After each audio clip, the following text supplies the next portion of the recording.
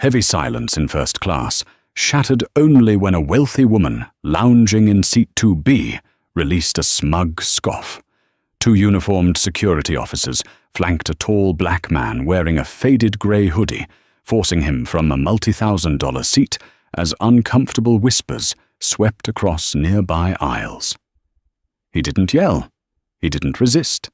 He simply grabbed his battered leather duffel bag, locked eyes with a smirking flight attendant, and stated with ice-cold clarity, "You have absolutely no idea what you've just done." Less than 24 hours later, that flight attendant's career, along with this airline's entire corporate hierarchy, would experience systematic, ruthless dismantling. Flight 804, a transatlantic red-eye from New York's JFK to London Heathrow, was operated by Pacific Global Airlines, a legacy carrier known for its opulent, recently retrofitted first-class cabins.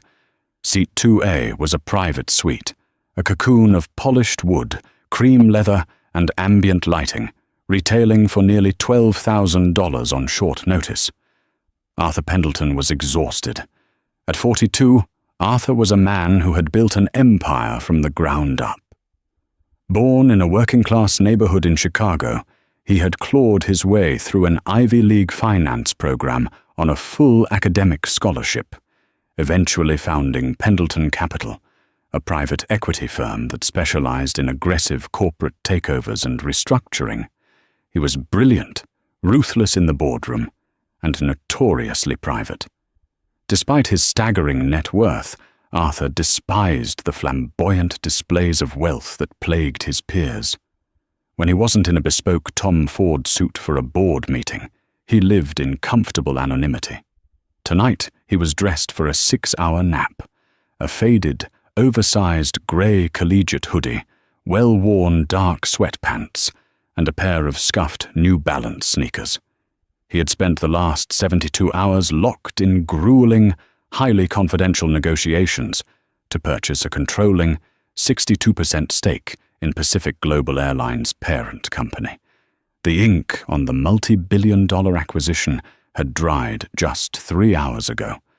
Arthur was heading to London to personally audit the European operational hub before the public press release went out on Monday morning. He just wanted to sleep. He was one of the first to board, flashing his digital boarding pass at the gate and slipping quietly down the jet bridge. He found seat 2A, stowed his modest, scuffed leather duffel bag in the overhead bin, and sank into the plush leather, immediately pulling his hood over his head and closing his eyes. A few minutes later, the tranquility of the cabin was punctured by the sharp, rhythmic clicking of designer heels. Cynthia Montgomery had arrived.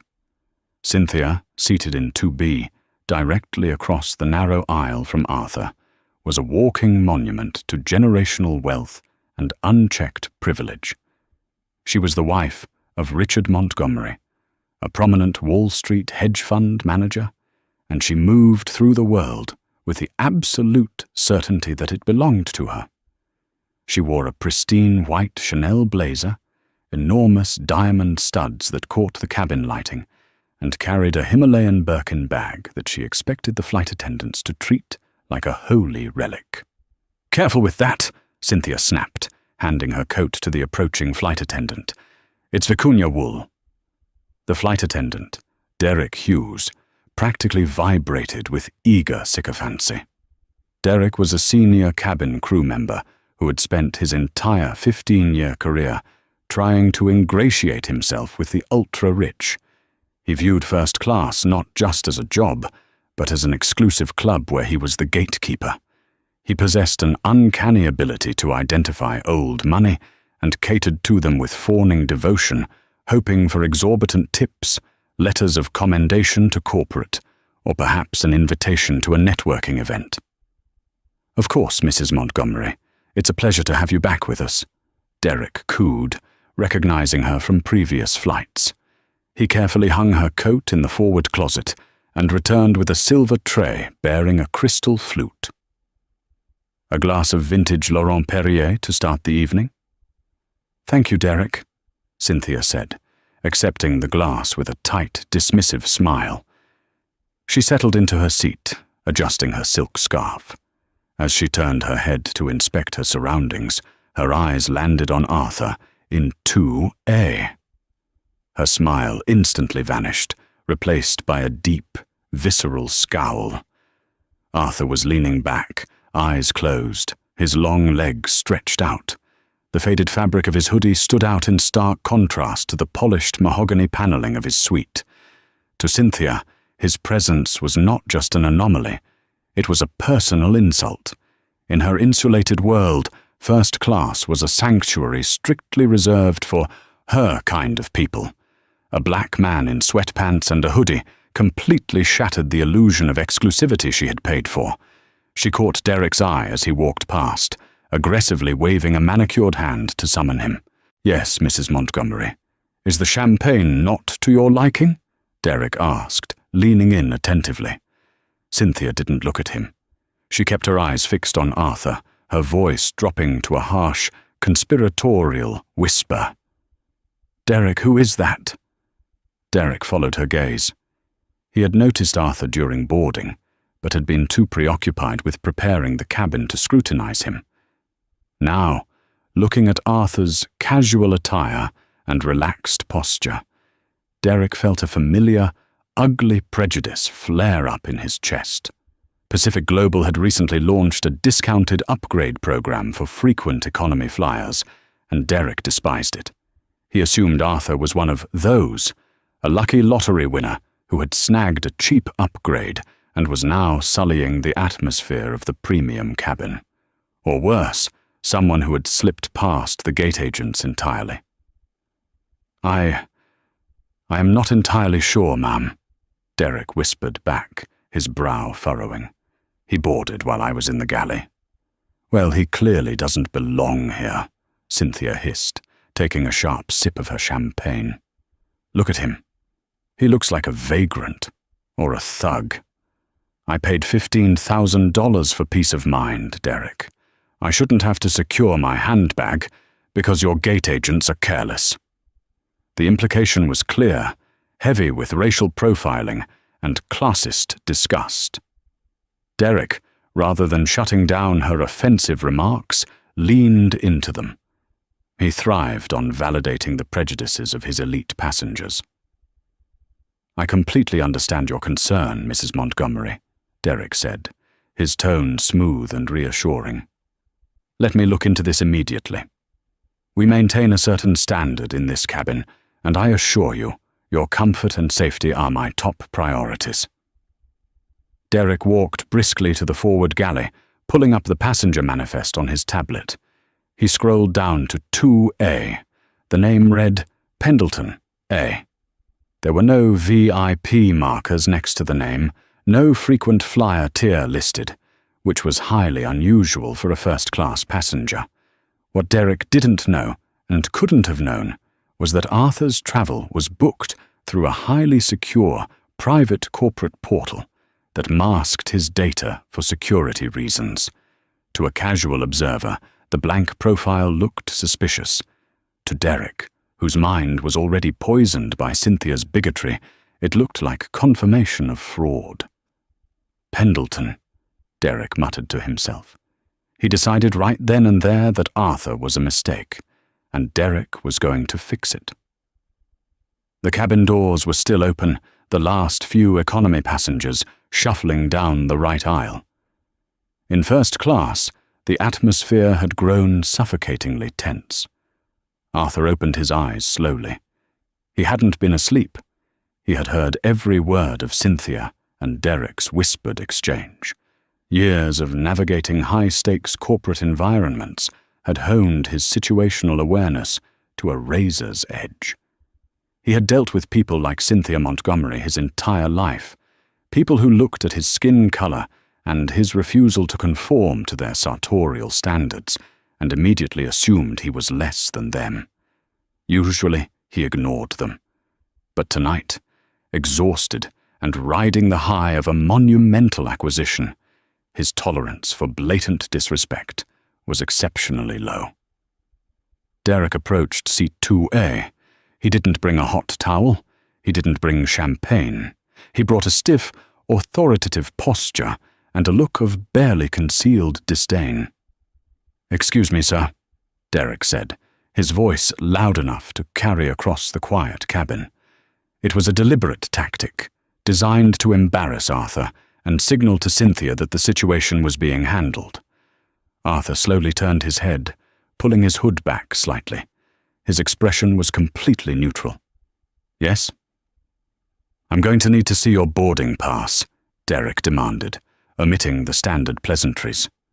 Arthur held Derek's gaze for a long moment. He noted the name tag. Derek Hughes, Senior Purser. "Is there a problem, Derek?" Arthur asked, his voice a low, calm baritone. "We are just verifying the manifest, sir," Derek replied, crossing his arms. "I need to see your pass. Now, please." Across the aisle, Cynthia had put down her magazine and was watching the interaction with a smug, anticipatory gleam in her eyes. Arthur didn't argue. He reached into his pocket, pulled out his phone, and tapped the screen, bringing up the digital pass. He held it out. Derek snatched the phone from Arthur's hand, a massive breach of protocol that made Arthur's jaw clench. Derek stared at the screen. It clearly stated, "Arthur Pendleton. Flight 804. Seat 2A First Class." Derek frowned, swiping his thumb across the screen as if trying to prove the pass was a screenshot or a fake. When he couldn't find a flaw, his frustration deepened. He handed the phone back, but his hostility didn't wane. "Is this a staff travel ticket?" Derek pressed. "Or an employee buddy pass?" Arthur slipped the phone back into his pocket. "No, it's a paid ticket." "A full fare ticket." Derek's tone was dripping with skepticism. "Derek," Arthur said, his voice dropping an octave, carrying a sudden, heavy weight of authority that caught the flight attendant off guard. "My ticket is valid. I am in the correct seat. I suggest you continue with your pre-flight service and allow me to rest." Derek's face flushed. He was not used to being spoken to with such commanding dismissal, especially not by someone he had already categorized as beneath him. He glanced at Cynthia, who was shaking her head in exaggerated disbelief, mouthing the word "unbelievable." "Sir, I don't appreciate your tone," Derek countered, his voice rising. "There is a discrepancy in our system regarding this seat. I'm going to have to ask you to wait while I consult with the gate agent." "There is no discrepancy," Arthur stated calmly. "You looked at the manifest. My name is on it." "I will determine what is and isn't a discrepancy, sir," Derek snapped. He turned on his heel and marched back to the galley, picking up the interphone to call the boarding desk. Cynthia couldn't contain herself any longer. She leaned across the aisle, her expensive perfume wafting toward Arthur. "You know they have perfectly good seats in the back," she said, her voice dripping with condescension. "If you made a mistake, it's better to just admit it now before security gets involved. You're making everyone very uncomfortable." Arthur slowly turned his head to look at her. His eyes were cold, calculating. He didn't see an imposing society woman. He saw a pathetic, insecure bully. "I am exactly where I am supposed to be, Mom," Arthur said softly. "The question is, are you prepared for the consequences of where this is heading?" Cynthia gasped dramatically, pressing a hand to her pearl necklace. "Are you threatening me? Derek, did you hear him?" Derek rushed out of the galley, his face flushed with adrenaline. He had just spoken to the gate agent, a harried young man named Greg. Greg had confirmed that the ticket was valid and paid in full. But Derek, trapped by his own hubris and Cynthia's escalating hysteria, made a fateful, career-ending decision. He decided to lie. "Mrs. Montgomery, are you all right?" Derek asked, stepping between Arthur and Cynthia like a bodyguard. "He just threatened me," Cynthia lied flawlessly. "He looked right at me and told me I was going to suffer consequences. I want him off this plane. I will not fly over the Atlantic with a violent thug sitting 3 feet away from me." Arthur let out a dry, humorless chuckle. "Fascinating." Derek turned to Arthur, his eyes narrowed into slits. This was his chance to be the hero, to protect a VIP, and to rid his cabin of a presence he found offensive. "Sir, you need to gather your belongings," Derek ordered, pointing a trembling finger toward the exit. "You're being removed from this flight." Arthur didn't move. He looked at Derek with a calm that was far more terrifying than anger. "On whose authority?" "On my authority as the senior purser," Derek lied, his voice echoing in the now dead-silent cabin. Other first-class passengers were peeking over the partitions, their eyes wide. "There was a ticketing error. Your payment did not clear. Furthermore, you are acting aggressively toward another passenger and creating a hostile environment. You need to leave. Now."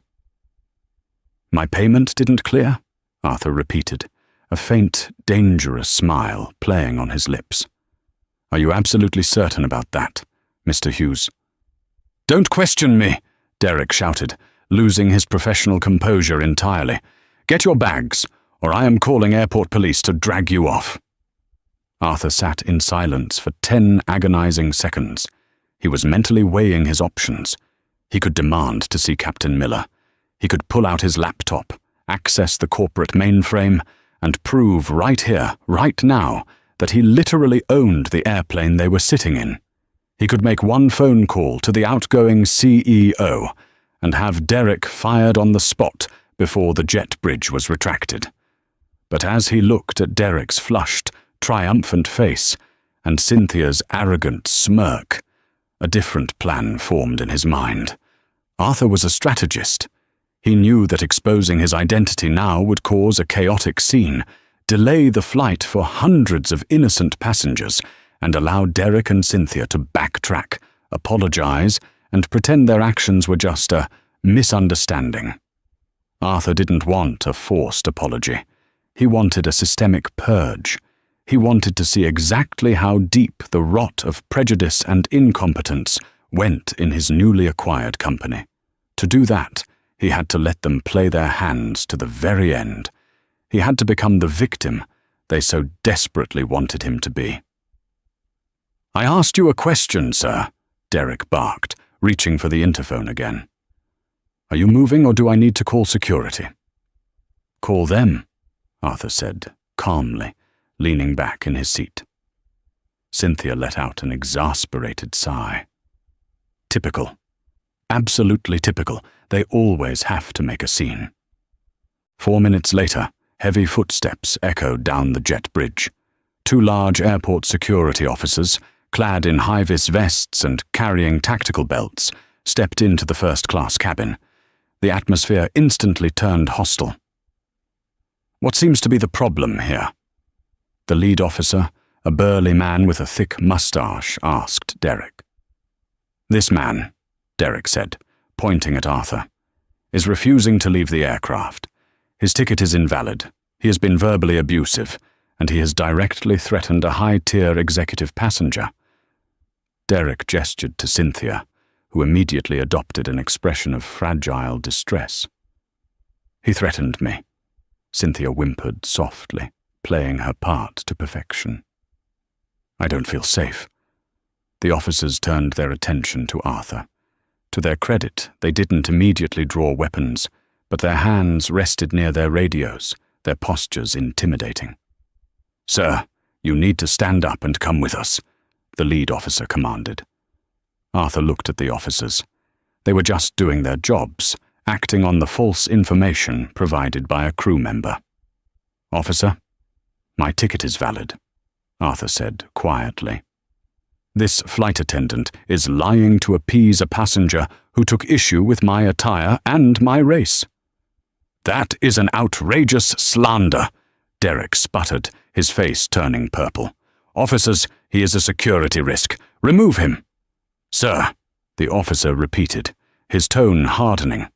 "If the airline wants you off the plane, you have to get off the plane. We can figure this out at the gate. But if you refuse to move, you will be arrested for trespassing and federal interference. Arthur knew the law. The captain and the crew had the final say on who flew. Fighting the police on the aircraft was a losing battle that would only muddy the waters. Slowly, deliberately, Arthur unbuckled his seatbelt. He stood up, towering over Derek by several inches. The flight attendant involuntarily took a step back, a flash of genuine fear crossing his eyes before he masked it with bravado. Arthur reached into the overhead bin and retrieved his scuffed leather duffel bag. He swung the strap over his shoulder. "Smart move, buddy," a businessman in seat 3A muttered, clearly annoyed by the delay. Arthur ignored him. He stepped out into the aisle, standing face to face with Derek Hughes. The silence in the cabin was absolute.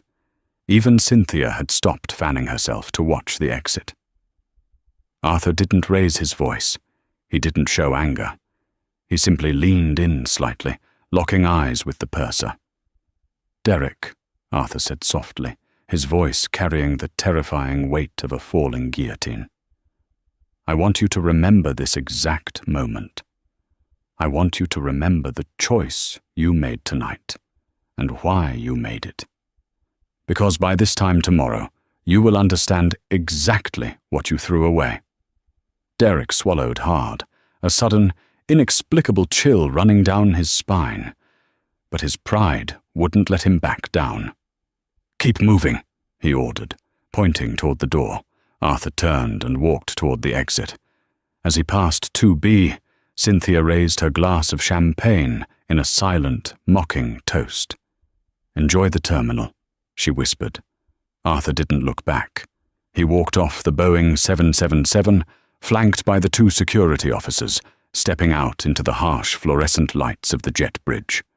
Behind him, he heard the heavy mechanical thud of the aircraft door swinging shut, followed by the muffled applause of a few passengers in first class.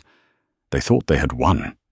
They thought they had successfully removed a nuisance, preserving their pristine, segregated bubble in the sky.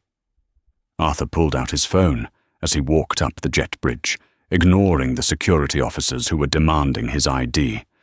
He bypassed his contacts list and opened a secure, encrypted messaging app. He typed a single message to Eleanor Vance, his chief operating officer back in Chicago. "Change of plans. Ground the corporate jet. We aren't going to London. We are going to Pacific Global Corporate Headquarters in Atlanta. I want a full board meeting convened for 8 a.m. tomorrow. Mandatory attendance. And pull the HR file for a senior purser named Derek Hughes, JFK base." He hit send. The trap had been sprung, and Arthur Pendleton was about to burn their entire world to the ground. The harsh fluorescent lighting of Terminal 4 was a brutal contrast to the dim, ambient luxury of the first-class cabin. Arthur Pendleton walked with a steady, unhurried pace up the incline of the jet bridge, the 2 security officers trailing just a step behind him. They emerged into the gate area, where the few remaining standby passengers stared with wide, curious eyes. Gate Agent Gregg, a young man with a nervous disposition and an ill-fitting Pacific Global uniform, looked up from his computer terminal. When he saw Arthur flanked by security, the color instantly drained from his face. "Officers?" "What happened?" Gregg stammered, his hands fluttering over his keyboard. Did he become violent? The senior purser stated the passenger's payment was invalid and that he was a security threat to a VIP. The lead officer, a man named Davies, replied gruffly. "We're going to need to see your screen, son. We need the official reason for removal for our incident report." Gregg swallowed hard, his eyes darting frantically to Arthur, who stood perfectly still, his expression completely unreadable. Gregg typed in Arthur's seat number and pulled up the booking reference. "No," Gregg whispered, his voice trembling. "No, that's impossible. I told Derek directly. The ticket is a full-fare, unrestricted first-class ticket. Paid in full. 0 security flags. Officer Davies frowned, turning to look at Arthur. The realization that he and his partner had just been used as private muscle to illegally eject a paying passenger settled heavily in his stomach. Removing a compliant, fully paid passenger under false pretenses was a massive liability, opening the Port Authority and the airline up to disastrous lawsuits. "Sir," Officer Davies said, his tone dropping its previous hostility and adopting a cautious, almost apologetic edge. "I apologize. We were operating under the direct assertion of the flight crew that you were a trespasser. It appears we were given false information." "You were," Arthur stated simply. "Derek Hughes lied to you. He fabricated a security threat to appease a wealthy passenger who didn't like the color of my skin or the brand of my clothing." "You did your job based on the information provided, Officer Davies. But I strongly suggest you document exactly what Greg just told you in your report. You're going to need it. Through the massive floor-to-ceiling windows of the terminal, the Boeing 777 began its pushback sequence. The tug slowly guided the massive aircraft away from the gate. Inside, flying over the Atlantic, Derek Hughes and Cynthia Montgomery were perfectly insulated in their bubble of privilege, utterly oblivious to the fact that the man they had just humiliated held the keys to their entire universe. On board Flight 804, Derek was riding a high of self-importance. He walked through the cabin with a renewed swagger, offering Cynthia a fresh glass of Laurent Perrier. "I cannot thank you enough, Derek," Cynthia simpered, accepting the crystal flute. "It is so rare to find staff who actually understand how to handle uncomfortable situations. I will absolutely be writing a letter to corporate about your exceptional service tonight." "It was my pleasure, Mrs. Montgomery," Derek preened, adjusting his tie. "We can't let just anyone ruin the atmosphere up here. Standards must be maintained." Back in the terminal, Arthur didn't yell. He didn't demand compensation. He merely asked Greg for a printed copy of his itinerary and the gate removal log. Greg, sweating profusely, handed over the documents with trembling hands. "Sir, I am so incredibly sorry," Greg pleaded. "I can try to rebook you on the morning flight. I can comp you a hotel—" "Keep your job, Greg," Arthur interrupted gently, pocketing the papers. "You were the only one tonight who actually tried to read the system. Have a good evening." Arthur turned and walked away from Gate 12. He bypassed the taxi stand and the commercial exit, navigating the labyrinthine corridors of JFK until he reached the private aviation terminal.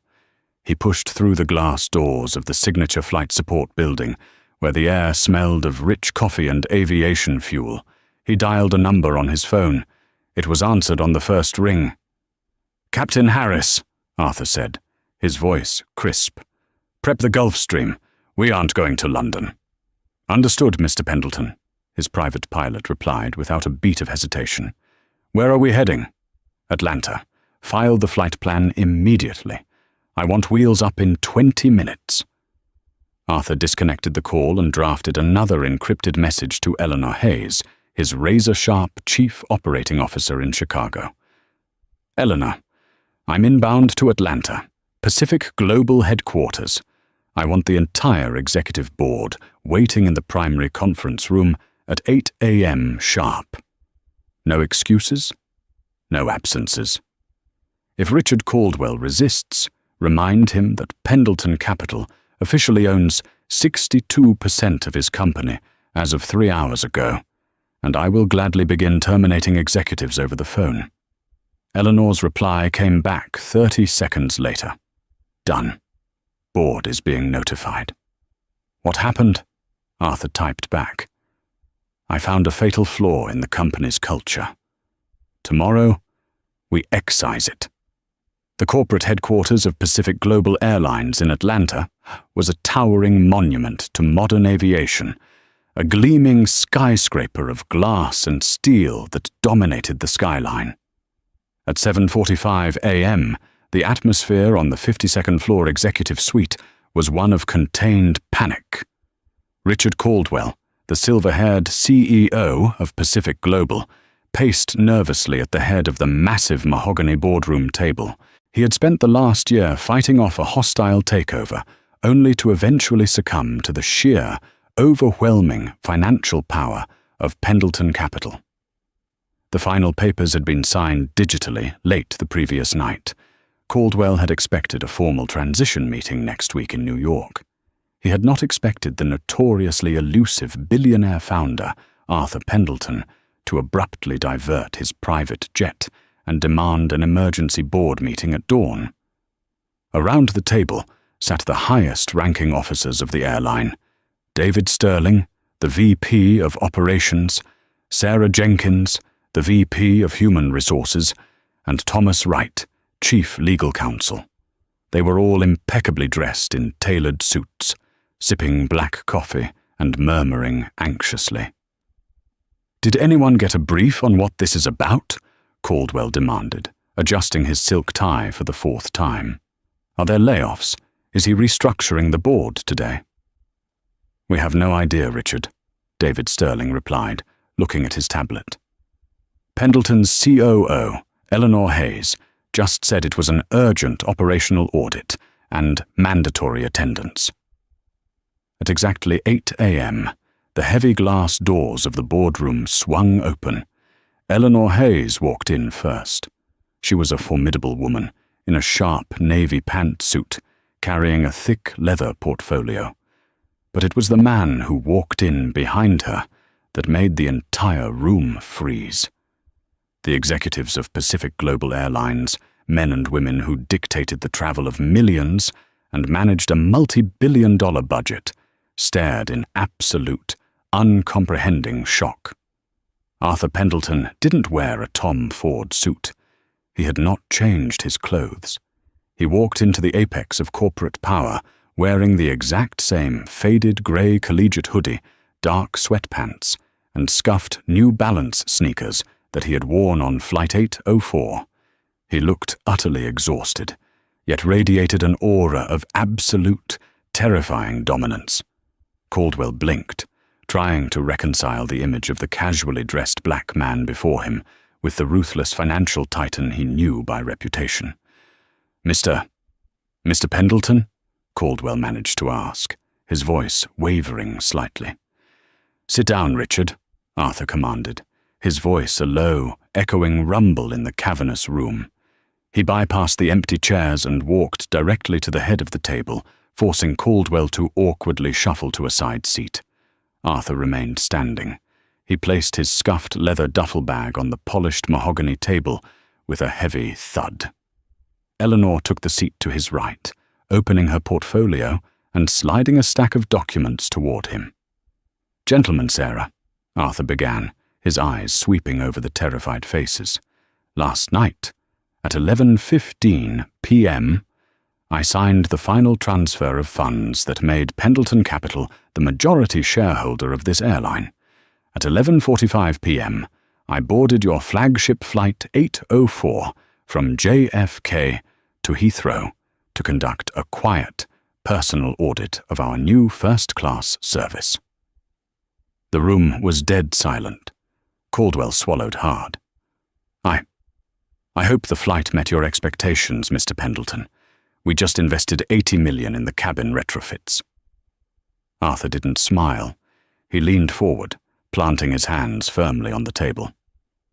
"I wouldn't know, Richard," Arthur said smoothly, "because before the aircraft even detached from the gate, I was humiliated, publicly threatened with police action, and physically escorted off the plane by terminal security."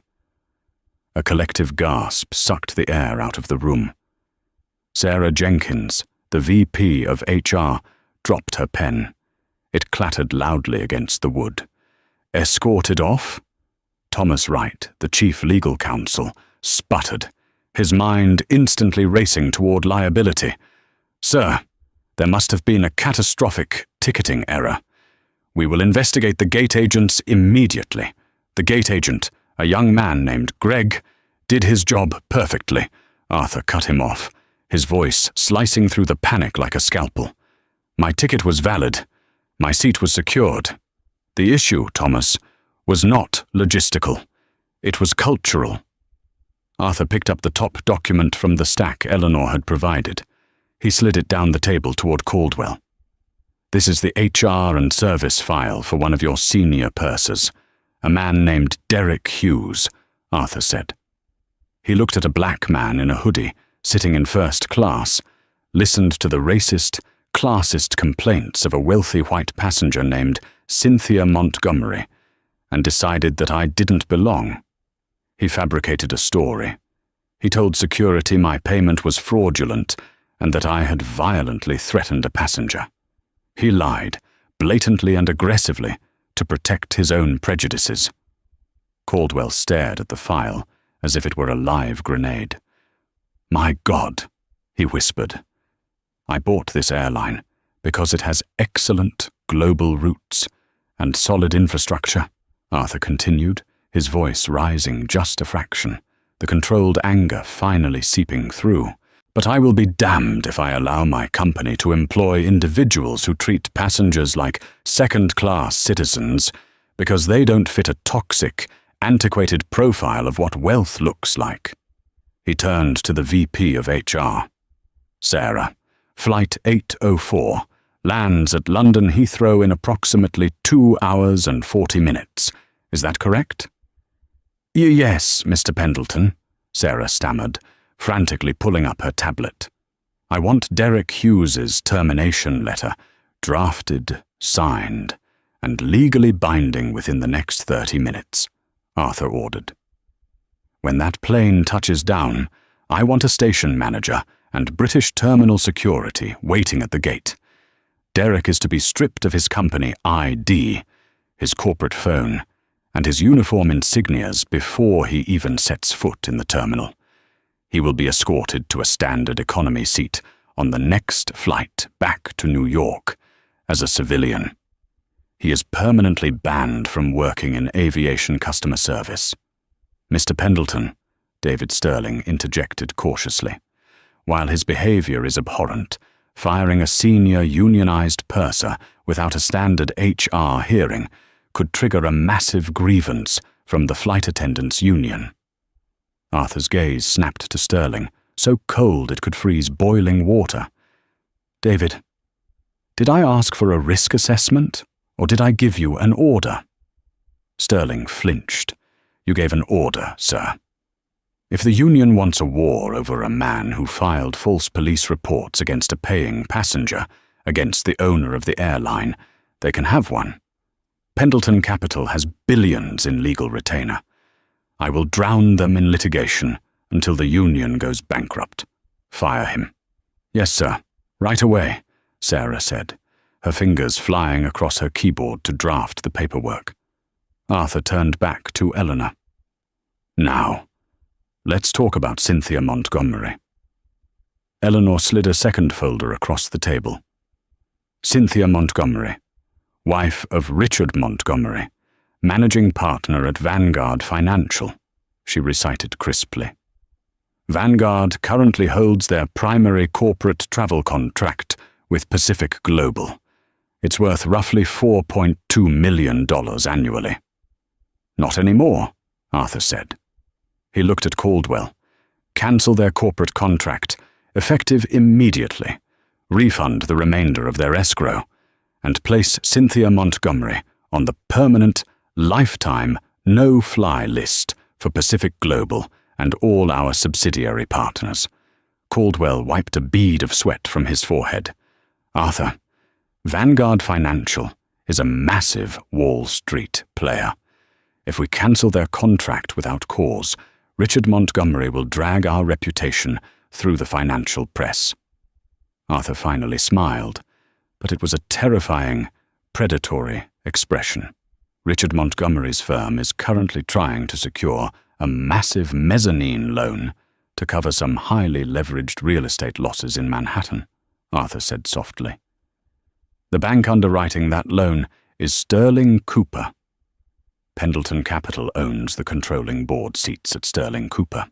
By noon today, Richard Montgomery is going to find out that his multi-million-dollar loan has been abruptly denied, his company's travel infrastructure has been dismantled, and his wife is permanently banned from the sky. Arthur leaned back, crossing his arms over his faded hoodie. He's not going to drag our reputation through the press, Caldwell. He's going to be too busy explaining to his furious board of directors why his wife's bigotry just cost them their liquidity and their corporate perks. Now, get to work. We have a lot of garbage to take out before lunch. Flight 804 descended through the thick grey cloud cover over London Heathrow, the massive Boeing 777 shuddering slightly as it broke through the final layer of mist. Inside the first-class cabin, the morning mood was one of hushed, pampered satisfaction. The aroma of freshly brewed espresso and warm croissants filled the air. Derek Hughes stood in the forward galley, adjusting his silk uniform tie in the small mirrored panel. He felt magnificent. He had spent the last 6 hours floating on a cloud of self-righteous validation. He had successfully protected his cabin, his elite passengers, and his own inflated sense of authority. Cynthia Montgomery had been a delight, praising him relentlessly and promising a glowing letter to the airline's executives. In Derek's mind, he wasn't just a flight attendant.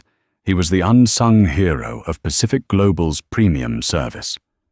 Across the galley, Captain Miller's voice crackled over the intercom, announcing their final approach. What Derek didn't know was that just 10 minutes prior, the cockpit's ACARS data link system had printed out a highly unusual, heavily encrypted message from Atlanta headquarters. It was marked Priority 1, Critical Action Required, and it bore the digital signature of the incoming CEO. The aircraft touched down with a smooth screech of rubber on the wet British tarmac. As it taxied toward Terminal 3, Cynthia Montgomery powered on her phone, expecting a text from her private driver. Instead, her screen exploded with notifications. 14 missed calls from her husband, Richard.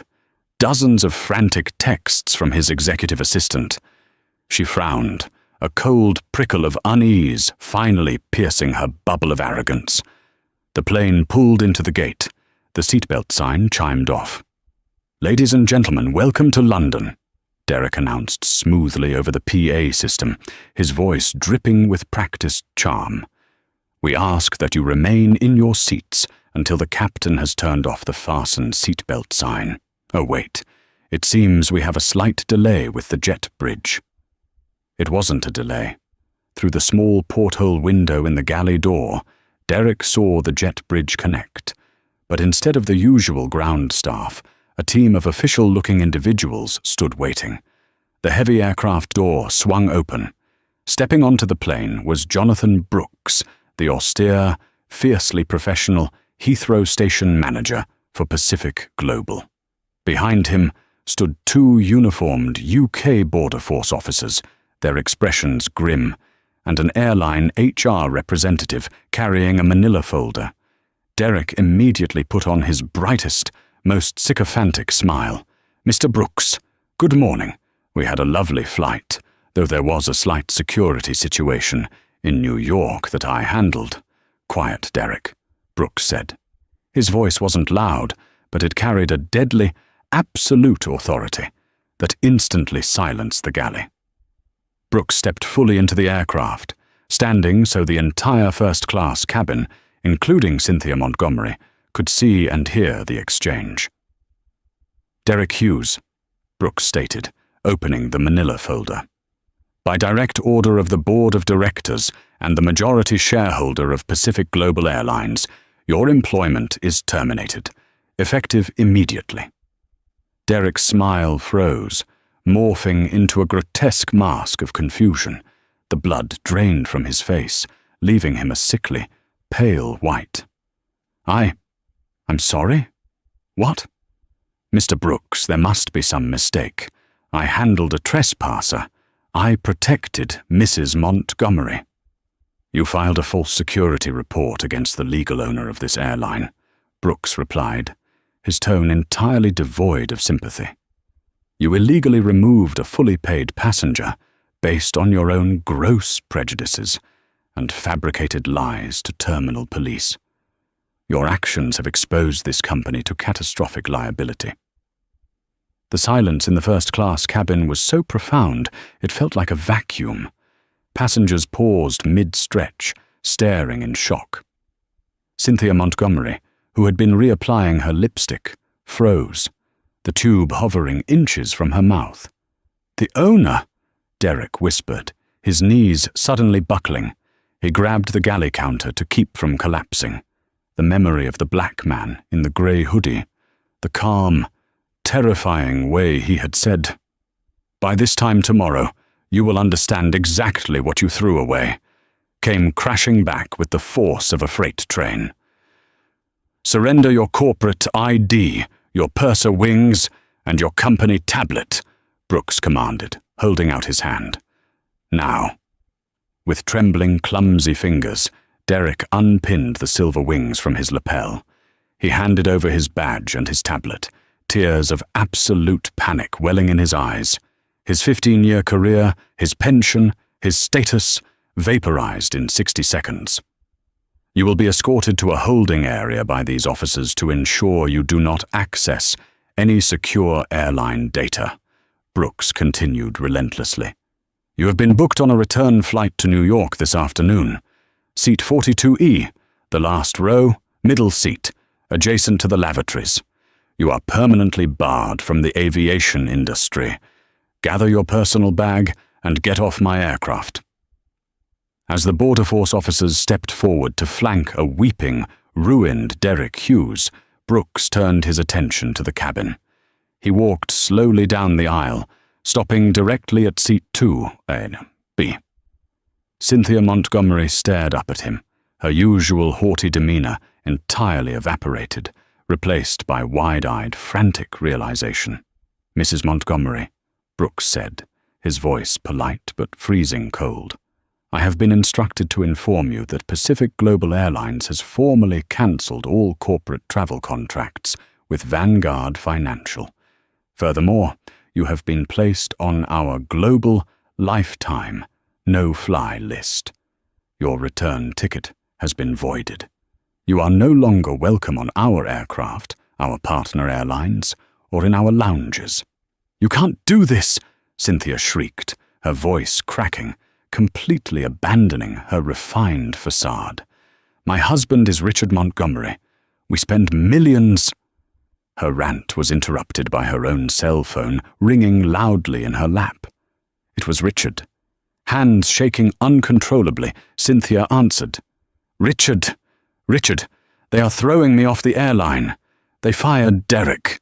You have to fix this." "What the hell did you do?" Richard's voice exploded through the phone speaker, so loud that the passengers in row 3 could hear him. He sounded completely unhinged, on the verge of a heart attack. "I just got a call from Sterling Cooper. They pulled the mezzanine loan, Cynthia. They pulled the whole damn thing.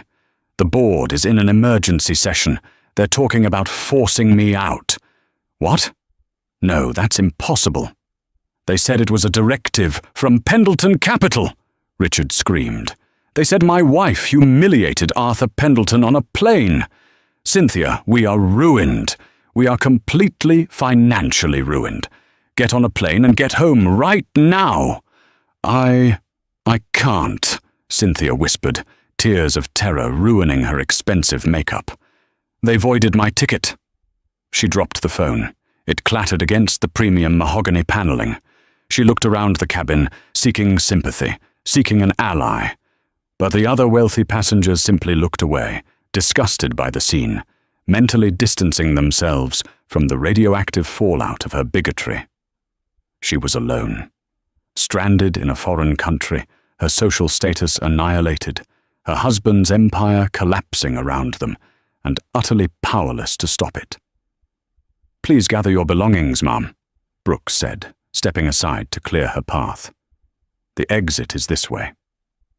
3 months later, the landscape of Pacific Global Airlines was unrecognizable. The industry press had eventually caught wind of the story, though Arthur Pendleton's legal team ensured the specific details of his identity remained somewhat obscured to the general public. The headlines focused on a massive, sweeping cultural overhaul at one of the world's largest legacy carriers following a severe lapse in executive management and customer service protocols. Arthur had not simply fired the bad actors, he had structurally burned the rot out of the company. He initiated a mandatory, top-down audit of every corporate policy. He terminated the outdated, racially biased grooming standards that had allowed managers to implicitly target minority employees. He funneled $50 million into a massive scholarship fund for minority aviation students, funded entirely by liquidating the lavish executive bonuses of the previous board. As for Derek Hughes, the aviation industry is notoriously insular. Word of his catastrophic failure and the specific vile nature of his false police report blacklisted him globally. He couldn't even get a job throwing bags on the ramp. Last anyone had checked, Derek was working the night shift at a regional bus terminal in upstate New York, dealing with broken vending machines and angry commuters, wearing a polyester uniform that smelled permanently of exhaust fumes. The Montgomerys faced an even steeper cliff. Without the mezzanine loan, Vanguard Financial was forced into a massive liquidation of assets. Richard Montgomery was ousted as managing partner by a furious board of directors. Stripped of their primary income stream and drowning in debt, they were forced to sell their Manhattan penthouse and their Hamptons estate.